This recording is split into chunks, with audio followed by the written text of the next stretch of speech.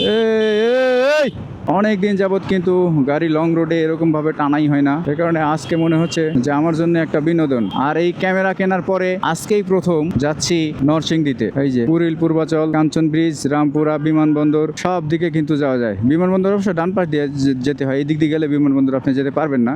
Signal দিচ্ছে। এই যে চলে আসলাম রাজুল কুড়িল ফ্লাইওভার, কুড়িল ফ্লাইওভার, কুড়িলের যে ফ্লাইওভার সেই ফ্লাইওভার দিয়ে কিন্তু আমি যাচ্ছি। নিচের দৃশ্যটা আপনারা দেখতে পাচ্ছেন কত সুন্দর লাগতেছে, অনেক সুন্দর। এই সকল ফ্লাইওভারের কারণে কিন্তু ঢাকা শহরের যানজটটা অনেক কমে গেছে। কারণ আগে যখন যেতাম ফ্লাইওভার ছিল না, তখন অনেক বেশি যানজট সৃষ্টি হয়েছিল। সেই 2016-17 দিকের কথা বলছি আমি। এবং তখনও যদিও হয়েছিল, বাট তখন রাস্তাঘাটটা এত উন্নত ছিল না, আর 300 ফিট তো ছিলই না তখন। টানটা কিন্তু সুন্দর লাগে, খুব সুন্দর একটা বাঁক এখানটায়। এই বাঁকে সুন্দর একটা পরিবেশ পাই। ডান পাশে একটা পুকুরের মতো জলাশয় রয়েছে, সেনা সদস্য। এবং এইখানটায় সেদিন দেখলাম যে প্রচুর পরিমাণে রিক্সা ধরতেছে। এখন কিন্তু ওই কারণেই অটো রিক্সাগুলো এইখানটা নাই, দুই একটা যা আছে পা রিক্সা পাচ্ছেন আপনি। উপর দিয়ে সুন্দর পরিবেশ, নিচ দিয়ে আরও ভালো পরিবেশ। সিটি 100 মাইলেজের রাজা।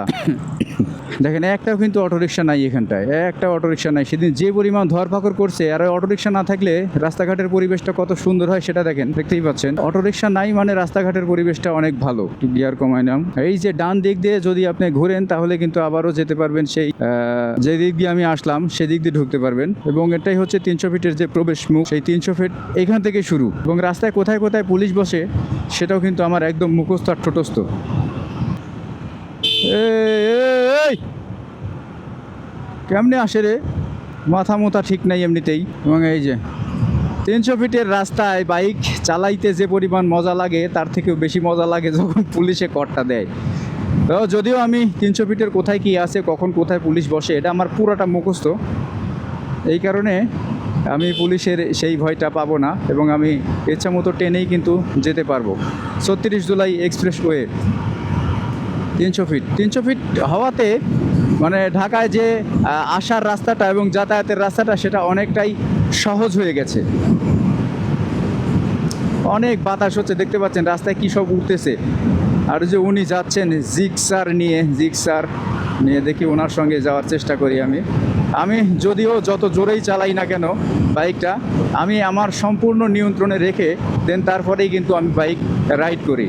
প্রচুর বাতাস হচ্ছে, প্রচুর বাতাস, এবং দুই পাশে ফুলের গাছগুলা হলুদে এবং লালে দুই পাশে সমাদৃত হয়েছে, তা দেখতে অনেকটাই বেশি ভালো লাগে। 300 ফিটের এই রোডটা হয়ে মানুষের অনেক বেশি উপকার হয়েছে, তথাপি বাইকারের জন্য অনেক উপকার হয়েছে। আবার কিছু কিছু বাইকারের কারণে কিন্তু আমরা দেখি যে 300 ফিটের রোডটার সৌন্দর্যটা নষ্ট করে ফেলেছে। আমি কিন্তু ওনাকে ক্রস করেছি, বাম দিক দিয়েই যাওয়া যায়।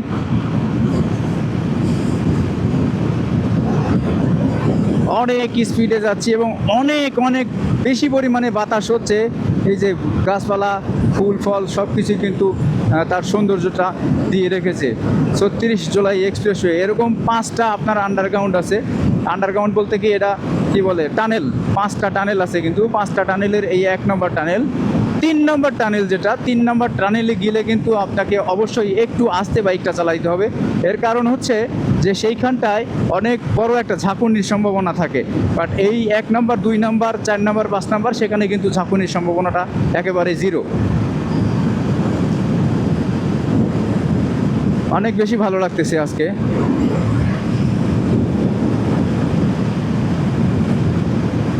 এই যে 2 নম্বরেও কিন্তু ওরকম ঝাঁকি পাবেন না আপনারা, যেটা 3 নম্বরে পাবেন 95।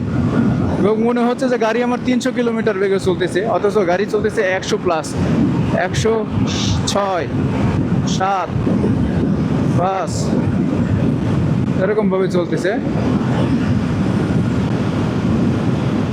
এই যে এখানেও কিন্তু ওরকম পাবেন না। বাট 3 নম্বরের আগে কিন্তু আপনাকে একটা ব্যারিকেড আছে, পুলিশের যে মামলা টামলা দেয় বা স্পিডের যে মামলা দেয়, সেই স্পিড সর্বোচ্চ সংখ্যক স্পিড কিন্তু আপনার মোটরসাইকেলের জন্য এই রোডে 60, কিন্তু আমরা তো 60-এ কখনোই চলি না। ওইখানটায় কি আছে এখন ব্যারিকেড আছে, আমাকে আসতে যাওয়াই সব থেকে বুদ্ধিমানের কাজ হবে। এইখানটায় 60 কিলোমিটার/আওয়ার এরকম যাব, তাহলে আমাকে তারা মামলাটা দিতে পারবে না, এবং স্পিডের মামলাটা তো অবশ্যই দিতে পারবে না। এই যে সন্ধ্যার সময় এইখানটায় মানে আটকায় দেয়, আরও আটকা দিয়ে ওই যারা ঢাকার বাইরে থেকে আসে তাদেরকে কিন্তু পুলিশে চেক করে যে গাড়িতে কোনো কিছু আছে কিনা, কোনো অবৈধ কোনো কিছু আছে কিনা, এই সমস্ত কিছু চেক করে। যাই পিছনে আমার একটা গাড়ি আসতেছে অনেক স্পিডে, তাকে আমার ক্রস করে দেন এই গাড়ির সামনে গিয়ে একটু স্লো করতে হবে 91।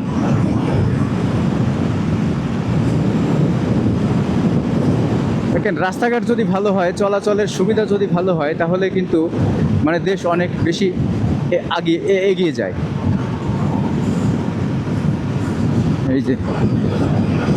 এই যে এইখানটায় পুলিশরা বসে আছে, কলা খাচ্ছে, কাকু কলা খায়। হ্যাঁ, এটাই আমি ভাবছিলাম যে এগুলা কেটে দেওয়া উচিত এবং কাটছে। 3 নম্বর, এই যে 3 নম্বরের কথা বলছিলাম, এইখানটায় কিন্তু ঝাঁকুনি হবে। এই যে বললাম না ঝাঁকুনি হবে, এবং এইখানটা এটা একটু রিস্কি। 3 নম্বরের এটাই একটু রিস্কি, তাছাড়া বাকি সবগুলাই ঠিকঠাক আছে। জুলাই 36 এক্সপ্রেসওয়ে, যদিও এটা শেখ হাসিনা এক্সপ্রেসওয়ে ছিল, বাট জুলাইয়ের পরে 36 জুলাইয়ের পরে কিন্তু সেটা আর নাই, সেটা জুলাইয়ের নামে চলে গেছে। এই দেখেন এইখানটাও কিন্তু, এবং এরপরে আর সেই যে সকল টানেলগুলো আছে সেই টানেলে আপনার ওরকম কোনো ঝামেলা পাবেন না। 5 নম্বর টানেলের পরে গিয়ে আপনি দেখবেন যে সেখানে পুলিশ স্পিড গান নিয়ে দাঁড়িয়ে আছে। অবশ্যই সেইখানটায় দেখবেন, মানে যখন যাবেন তখন অবশ্যই আস্তে যাওয়ার চেষ্টা করবেন। 60 কিলোমিটারে গেলে আপনার জন্য সব থেকে বেশি মঙ্গল হবে। 100+।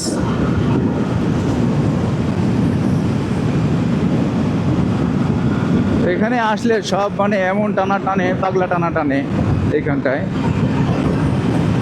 এই কারণে কিন্তু আমিও টানার চেষ্টা করছি এইখানটায়। 106। 4 নম্বর টানেল গেল এবং বামে সিগন্যাল দিল কেন বুঝলাম না। সোজাই তো যাচ্ছিল, ভালোই যাচ্ছিল, ভালো যেতে যেতে কিন্তু বামে সিগন্যাল দিল। আচ্ছা যাক, ওর টান তো বেশি, ওর তো ভাই সিসি বেশি, টান তো ভালো হবেই। তোমাদের খেলা বোঝা যায় যাতে। এই যে 5 নম্বর টানেল, 5 নম্বর টানেলেও কোনো সমস্যা নাই, এইখানটাও আপনি ইচ্ছা মতো চালাইতে পারবেন। আজকে তোমার একদিন কি আমার যে কয়দিন যায়, আসো আসো খেলি। হ্যাঁ, তুমি তো যাবেই, কারণ তোমার তো সিএইচআর আর আমার তো এফজেড। সিএইচআর দেন এফজেড, তোমাকে খেলবো আমি অন্য সময় গিয়ে। মোবিলটা চেঞ্জ করতে হবে, মোবিল চেঞ্জ করার কারণে না করার কারণে কিন্তু মানে বাইকের টানটা একটু কমছে। বাট এই বাইকটা দিয়ে কিন্তু আমি 124 পর্যন্ত এই রোডে উঠাইছি। ওই সামনে পুলিশ থাকার কথা, এই স্পিড গানের মামলা দেওয়ার কথা পুলিশে। আজকে কি আছে? আজকে নাই, সামনের ব্যারিকেডে বসছে সব। আজকে নাই, ওরা সামনের ব্যারিকেডে বসছে।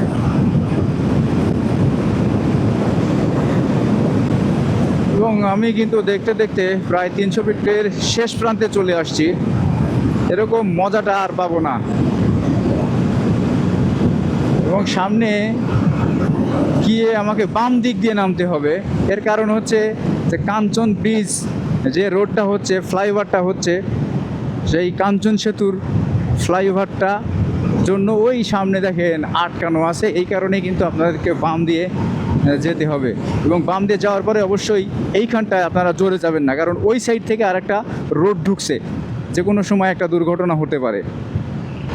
এই যে রোডটার কথা বলছিলাম দেখাচ্ছি, যে সামনের যে টানেলটা, সেই টানেলটা দিয়ে কিন্তু ওই দেখেন রাস্তা কিন্তু ডানে গাড়ি চলে যাচ্ছে, এবং এই সাইডের যে রাস্তা, এই যে এই রাস্তা দিয়ে কিন্তু হুটহাট করে গাড়ি টাড়ি চলে আসতেই পারে। এই সেতুটা যদি হয়ে যেত, তাহলে মানে যদি খুলে দেয়, তাহলে একদম শর্টকাটে কিন্তু চলে যাওয়া যাবে। খুলে দিয়েছে নাকি? খোলার তো কথা না, না খুলে নেই। খুললে তো আলহামদুলিল্লাহ যাইতে পারতাম, বাট খুলে নাই। তবে খুব শীঘ্রই কাজ কিন্তু শেষের দিকে, কাঞ্চন সেতুর যে কাজটা, সেই কাজটা কিন্তু একদম শেষের দিকে। ওই যে মাথা পর্যন্ত কাজ চলতেছে, আরও সময় লাগবে। এবং এইখানটায় যে টোল দিচ্ছে, টোল দিয়ে কিন্তু আপনাদেরকে যেতে হবে না, এখানটা টোল দিয়ে তারপরে উঠতে হবে ওইখানটায়। তবে বাইকের জন্য টোল আছে কি না সেটাও জানা নাই, অনেক কাজ বাকি। এবং তারপরেও মোটামুটি 15 দিন আগে গেছিলাম। 15 দিন আগে এই সকল প্লারের এই স্প্যানগুলো ছিল না, এটা এখন কিন্তু স্প্যানগুলা বসায় দিছে, এই কারণে দেখতে আরো বেশি ভালো লাগতেছে। এই যে ডান দিক দিয়ে যাওয়া যায়, কিন্তু আমি ডান দিক দিয়ে যাব না, আমি এই দিক দিয়ে। রাস্তার কি অবস্থা দেখেন, একেবারে এই আল্লাহ ভাঙাচোরা, কঠিন ভাঙাচোরা একটা রাস্তা, আর উপর দিয়ে একেবারে যেতে পারবে সেই গাউসিয়া মাউসিয়া চিটাগাং রোড, এদিক দিয়ে যাওয়া যাবে। সবাই ভালো থাকবেন, সুস্থ থাকবেন, দেখা হবে নতুন কোনো ভিডিওতে, কারণ ভিডিওগুলো অনেক লং হয়ে যায়, যার কারণে দেখতে চান না। এই কারণে আজকের মতো এখান থেকে শেষ করে দিলাম। এইখানের পর থেকে আবার নেক্সট পার্ট চালু হবে। আল্লাহ হাফেজ।